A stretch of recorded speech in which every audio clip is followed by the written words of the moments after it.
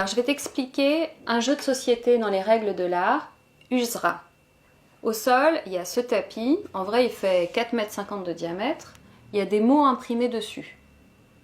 Tout autour du tapis, assis sur des bancs ou des chaises, il y a le public. Et il y a deux équipes. Chaque joueur à son tour va devoir lancer ce palais au hasard sur un mot et à partir de ce mot devra raconter une œuvre d'art. Donc toi, tu es à l'ordinateur, tu vas lancer le chronomètre et le bip de la fin de la partie. Le temps de la partie est défini avec le lieu qui nous accueille. Je prends le palais, je le donne au premier joueur.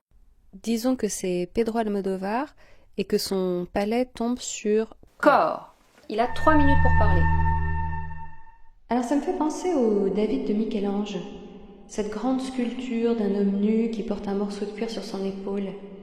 C'est la fronde avec laquelle David va lancer la pierre qui va terrasser Goliath. Il a une posture provocatrice avec son déhanché.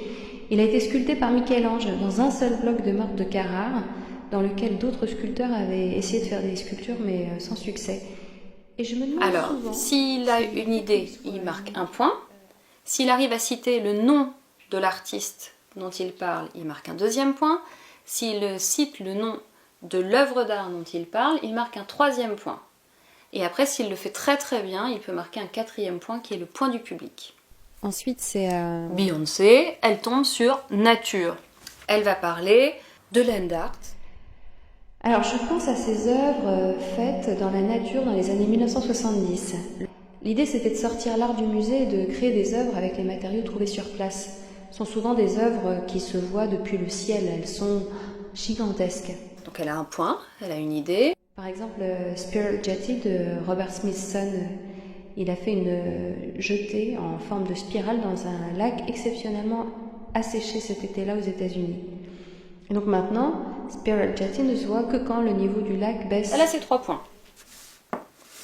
Je reprends le palais. C'est au tour de David Hockney.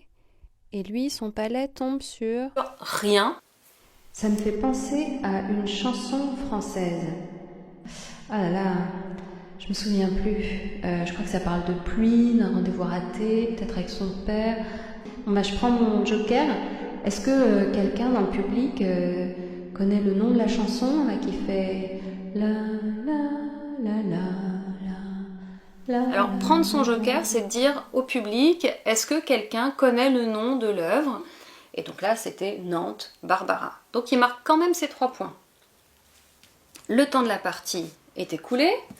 Tu lances une petite musique de fin, pendant laquelle moi je vais faire le décompte des points et j'attribue le prix, qui est un écusson Usra, à l'équipe vainqueur.